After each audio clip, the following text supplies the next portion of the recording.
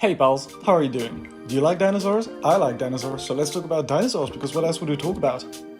I'm Pal, and today we're looking into Liaoningosaurus. That was a close one.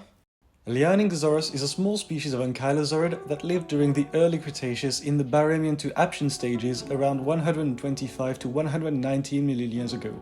And let's get it out of the way, yes, Liaoningosaurus was found in the Liaoning province, located in northeastern China. This region is part of the Zhao biota, corresponding to a freshwater, shallow, lacustrine environment surrounded by forests, with periodic mortality events because of regional volcanic activity. This very well-known area bears a lot of endemic species, such as other ankylosaurids like Chuang, various theropods, and, among other things, the supposedly earliest angiosperms. This biota also displays a preservation that is only seen in a handful of places on Earth, with some of the most beautifully preserved fossil integuments such as the feathers of Sinosauropteryx, Compsognathus or Geholornis, the hair of Eomaya, and the soft tissues of various other animals. The fossilization of such features to this degree of preservation is truly rare, and makes the Zhao biota a place to keep an eye on. But getting back to our star of the day, his full name is Liaoningosaurus paradoxus, a species name referring to a few characteristics of his that are quite unusual for ankylosaurids, but I'll leave that for later. First, as usual, let me go over a quick reminder of the group our little Liaoningosaurus belongs to. Ankylosaurs are one of the four main groups within Ornithischia, the sister group of Saurischia. Within the former, we find Sauropoda, where we find most of the crested dinosaurs, whether they look like this, or this, and Therophora. This group includes all the armored dinosaurs, and it is here that we find our beloved ankylosaurs, alongside all the relatives of Stegosaurus. Finally, within ankylosaurs, we find two main clades, the nodosaurids and the ankylosaurids, differing principally by their tail structure.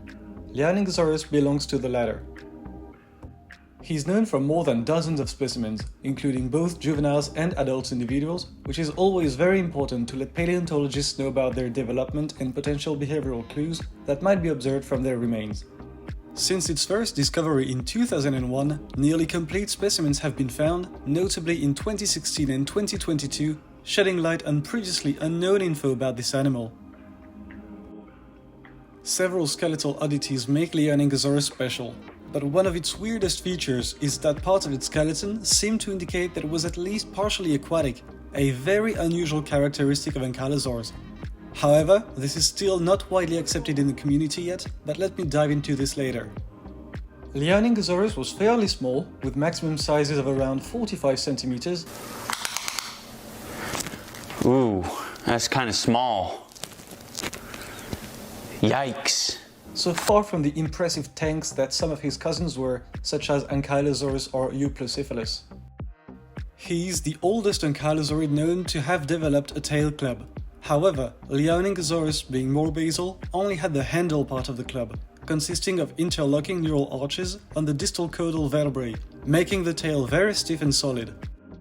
The sledgehammer part of the club at the tip of the tail would only appear later as a characteristic of derived ankylosaurids, which used it as an active defense mechanism against predators.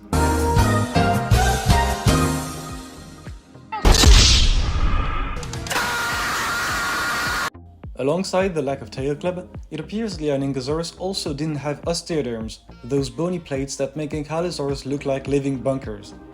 Only a few small plates were found at the cervical and pectoral regions. It was assumed to have a ventral shell-like structure around his belly region, reminiscent of turtles, before being reinterpreted as skin impressions. However, this is still debated.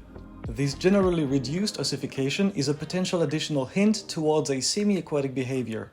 So this little guy presumably occupied the same ecological niche as turtles, yet another example of convergent evolution. As if he wasn't weird enough already, it's believed that Liaoningosaurus was carnivorous, based on sharper teeth and unguals than its herbivorous cousins, as well as fish and lizard remains found within an individual thoracic cage, hypothesized to be gut contents. Its aquatic and carnivorous status is, however, not widely accepted, as the reduced ossification and fish remains within the thoracic area can more simply be explained respectively by more abundant juvenile specimens than adults, as well as the depositional settings they were found in. And besides this under-ossification, Liaoningosaurus does not seem to have any typical aquatic or semi-aquatic body plan, like being flattened either dorsoventrally or side to side. Its tail doesn't have any particular hydrodynamic advantages for propulsion, and neither do his limbs with no apparent webbing. Recent studies also concluded that many specimens previously thought to be adults were in fact juvenile individuals. Seems like the jail formation was kind of an Ankylosaur kindergarten. I like to imagine this lakeside area like a Club Med vacation where Ankylosaur parents just chill while the kids are doing their thing. That'd be super cute to imagine Liaoningosaurus like this hyperactive kid in the neighborhood who you cannot leave 1 second alone without him wandering until something bad happens. This lake looks cool, I want to swim in it. This fish looks tasty, I want to go and eat it. This volcano looks cozy, I'll just take a peek at...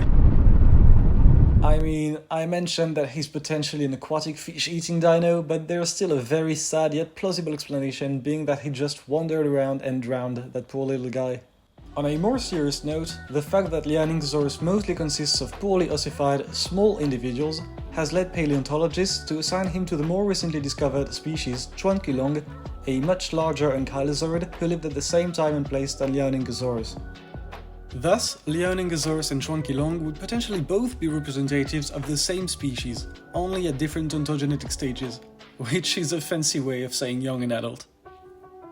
So to sum up, assuming the still disputed evidence that I mentioned earlier are correct, Liaoningosaurus was among the oldest ankylosaurid to develop the premises of the iconic tail clubs of his more recent cousins, the smallest ornithischian, and the only confirmed carnivorous dinosaur within exclusively herbivorous families.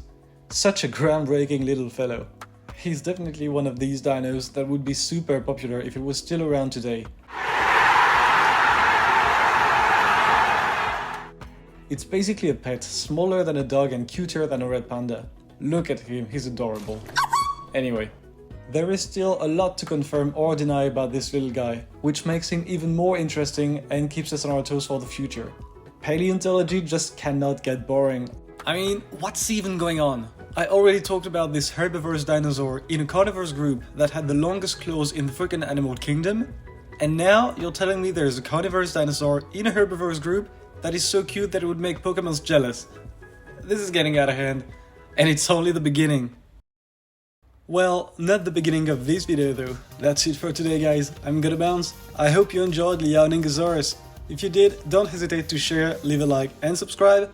Thank you very much for watching, keep paleonto laughing, I'll see you around, see you pal.